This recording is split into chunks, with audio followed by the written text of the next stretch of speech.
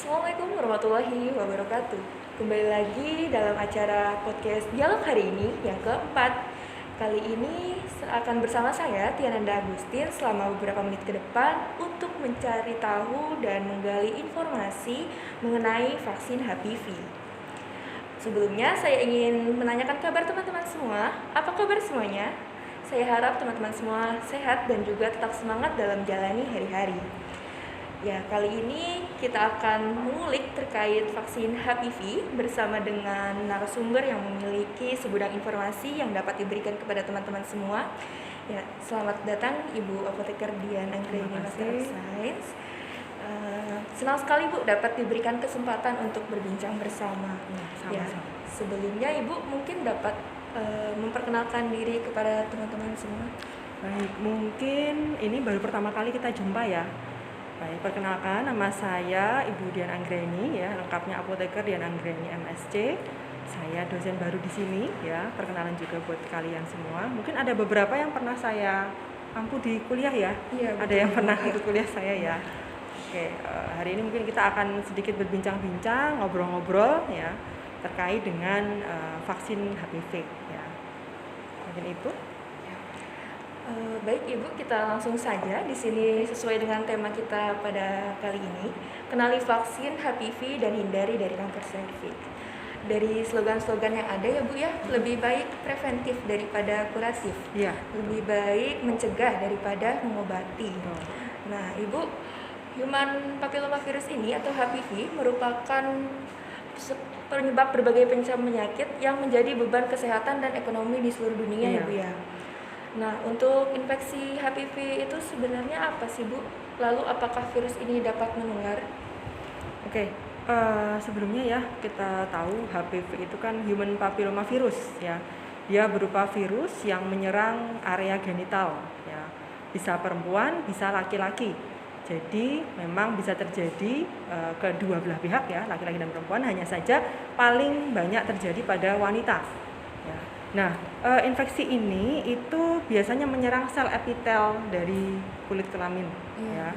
Nah, kemudian ini menularnya itu melalui kontak fisik.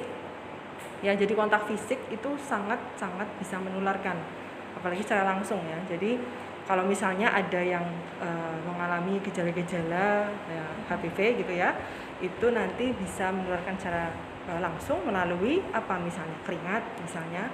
Bisa juga dengan cara mungkin meminjamkan barang-barang pribadi, entah itu handuk ya, sapu tangan, kemudian mungkin nanti minjam kaos kaki misalnya. Kemudian juga bisa menyentuh kutil ya, tahu kutil ya. Nah, kutil ini juga bisa sebagai salah satu ciri-ciri terjadinya HPV, infeksi HPV ya, sehingga entah itu dimanapun lokasinya ya, bisa mungkin di tangan, di badan, di kaki maupun di area genital. Jika memang kita menyentuhnya, misalnya itu terinfeksi HPV, maka itu bisa menyebar, ya, bisa menular ke yang lain, seperti itu. Nah, untuk penularannya ini karena tadi kontak langsung ya, dia bukan seperti COVID ya, yang dia itu melalui udara. Jadi virus ini tidak bisa menular melalui udara, seperti itu. Lalu untuk cara pencegahannya sendiri itu bagaimana ya Bu? Untuk pencegahannya ini yang pertama jelas kita tingkatkan imunitas ya, imunitas yang pertama dibaguskan ya, perubahan pola hidup, gaya hidup, olahraga seperti itu. Kemudian ini jangan bergonta-ganti pasangan. Kalau misalnya ya setialah ya pada satu pasangan seperti itu. Karena kita tahu zaman sekarang gitu ya banyak sekali kasus-kasus kejadian yang seperti itu gitu ya. Kemudian menjaga kebersihan, utamanya di area genital ya. Pada wanita kita perempuan harus lebih bersih ya. Kita hidup bersih, menjalankan pola hidup bersih untuk selalu membersihkan. Misalnya sehabis BAK atau BAB ya, atau mungkin pada saat menstruasi ya, jangan sampai area genital kita itu lembab ya. Kemudian kalau misalnya keputihan atau apa itu, misalnya dia masih kan ada keputihan yang wajar ya. Kalau misalnya masih wajar masih nggak masalah. Tapi kalau dia sudah ada bau, kemudian ada gatal, nah itu perlu diperiksakan segera seperti itu. Kemudian kalau misalnya itu sudah menikah ya, itu kalau misalnya dia terindikasi terkena HPV, dia harus menggunakan kondom apabila ingin berhubungan dengan istrinya atau suaminya seperti itu ya. Jadi saling menjaga seperti itu dan tidak meminjamkan barang-barang pribadi. Gitu. Dan yang terakhir ini yang paling penting adalah vaksinasi. Jadi memang vaksin ini adalah salah satu cara yang cukup ampuh ya untuk mencegah terjadinya kanker serviks seperti itu. Lalu setelah dari pencegahan Ibu, bagaimana jika seseorang itu ternyata sudah terjangkit? Pengobatannya itu sebagaimana Ibu? Kalau untuk pengobatannya itu tadi ya itu yang pertama jelas ya bagi yang sudah menikah ya itu lakukan pap smear biasanya. Nah itu biasanya bisa 2 tahun atau 3 tahun sekali melakukan pap smear ya tes IVA biasanya. Nanti bisa dilihat kalau dari hasil tes pap smear itu nanti ada indikasi ke arah sana, ke arah infeksi HPV, maka itu harus ada pengobatan. Misalnya bisa dengan kemoterapi atau mungkin dengan radiasi, ya itu bisa dilakukan pengobatan dulu. Nah nanti kalau misalnya belum ada, misalnya ada tidak normal itu ya, misalnya dia normal berarti bisa diberikan vaksinasi. Untuk vaksinasinya sendiri Ibu, apakah semua kalangan dapat menggunakan vaksin ini? Bisa. Jadi vaksin HPV ini bisa digunakan untuk laki-laki maupun perempuan ya. Hanya saja mungkin untuk utamanya itu perempuan ya. Usianya juga yang masih relatif muda, jadi usia sekolah anak-anak SD biasanya kelas 5 atau 6 SD. Kalau untuk perempuan yang di atas usia itu masih bisa diberikan, hanya nanti mungkin 3 dosis ya. Seperti itu. Kira-kira untuk yang sudah menikah dan sudah melakukan hubungan, apakah perlu divaksinasi lagi Bu? Sebaiknya perlu ya, sebaiknya perlu. Jadi untuk berjaga-jaga. Kan mungkin apakah itu nanti efektif seperti itu ya? Tetap sama-sama efektif. Lalu Bu, apakah vaksin HPV ini akan mempengaruhi kesuburan?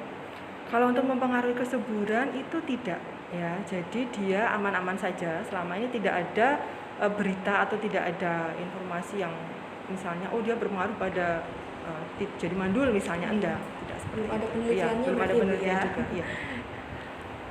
Untuk vaksinnya sendiri Bu, yang diberikan pada pria dan wanita sama ya Bu ya berarti ya jenisnya? Sama, iya, sama jenisnya. Sama jenisnya. Jadi tergantung strain-nya. Jadi ada 2 ya, bivalen dan tetravalen atau quadrivalen. Nah, itu kalau yang bivalen dia ada 2 strain. Jadi strain 16 sama 18. Tapi kalau yang quadrivalen atau tetravalen ada 4 jenis strain yang bisa diberikan. Jadi proteksinya lebih baik daripada yang 2. Ya, jadi kalau yang strainnya 2 bivalen itu bisa digunakan untuk mengobati kutil kelamin. CA cervixnya, untuk mencegah CA cervixnya. Kalau yang 4, isinya 4 itu bisa CA cervix dan kutil kelamin. Jadi lebih lengkap. Untuk vaksinasinya sendiri Bu, apakah 1 kali seumur hidup atau memerlukan beberapa tingkatan gitu Bu? Kalau untuk anak-anak yang dia usia sekolah sekitar 9 tahun sampai 14 tahun ya itu diberikan usia 2 kali ya. Jadi kelas 5 SD biasanya kita di program pemerintah itu ada namanya bulan imunisasi sekolah gitu ya. Jadi kayak bias gitu. Jadi nanti kelas 5 diberikan 1 kali, kemudian rentang waktunya 6 sampai 12 bulan. Jadi setahun ya. Jadi pas dia kelas 6 itu diberikan dosis yang kedua. Gitu. Kalau untuk yang di atas itu usianya ya misalnya 14 tahun ke atas sampai 25 tahunan ya, yang usia belum menikah loh ya, ini secara belum menikah belum aktif secara seksual, itu bisa diberikan 3 kali dosis ya. Jadi nanti dosis pertama, kemudian selang 2 bulan setelah dosis pertama itu dosis kedua, kemudian selang 6 bulan kemudian baru dosis ketiga. Jadi ada 3 kali.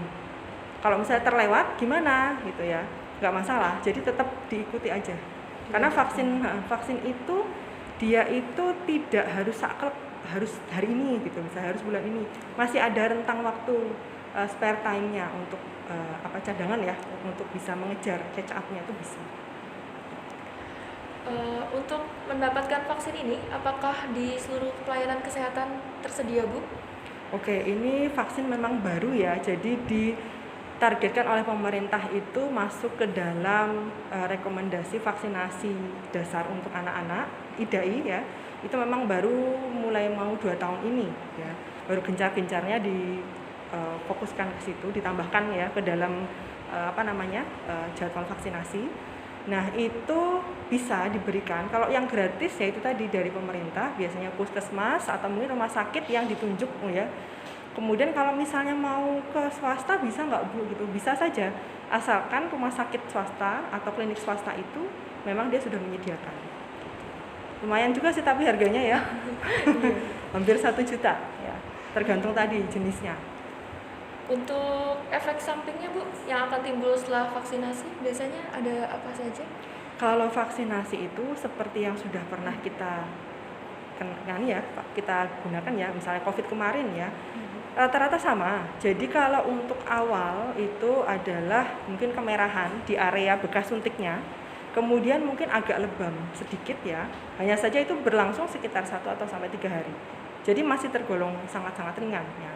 Nah, kecuali kalau misalnya nanti ada demam ya, kemudian ada rasa sesak nafas, itu nanti berarti ada istilahnya kipinya ya, ada alerginya, ke situ harus segera menghubungi dokter. Tapi kalau untuk vaksin HPV ini rata-rata hampir sama kayak vaksin yang lain, jadi reaksinya hanya ringan-ringan saja gitu. Berarti rata-rata semua vaksin hampir sama ya? Iya, Bu, ya? hampir sama. Lalu Ibu, apakah dengan menerima vaksin HPV 100% itu bisa terbebas dari penyakit kanker serviks, Bu?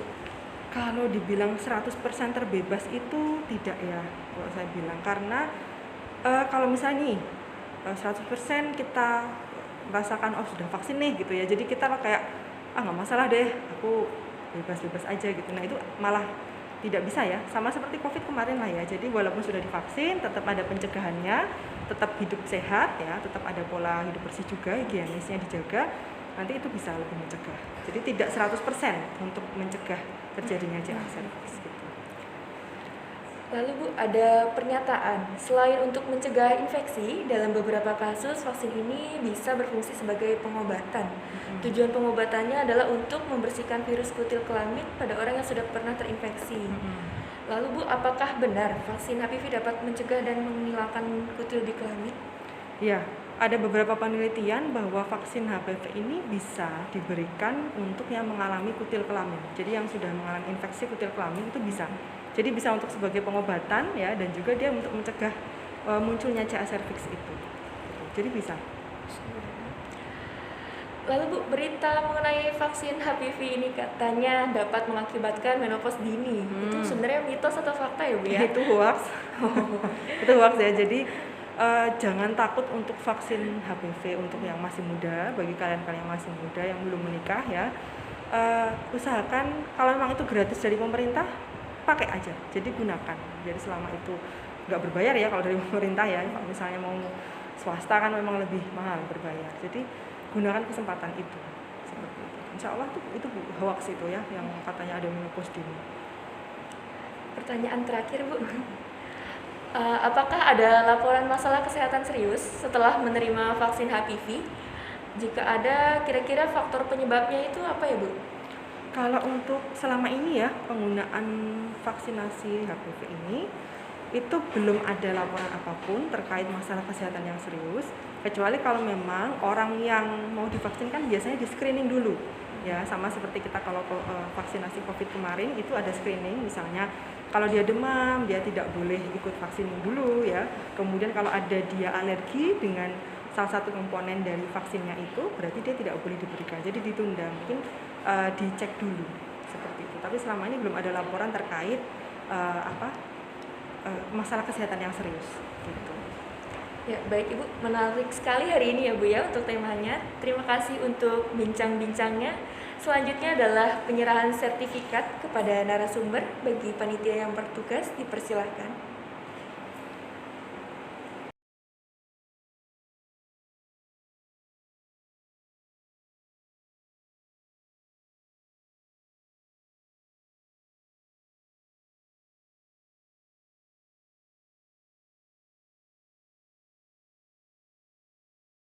Baik, kita sudah berada di penghujung acara yang diadakan pada hari ini.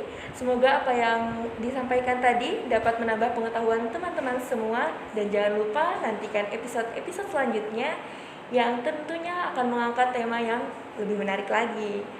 Sangat edukatif juga ya tentunya. Terima kasih, sampai jumpa.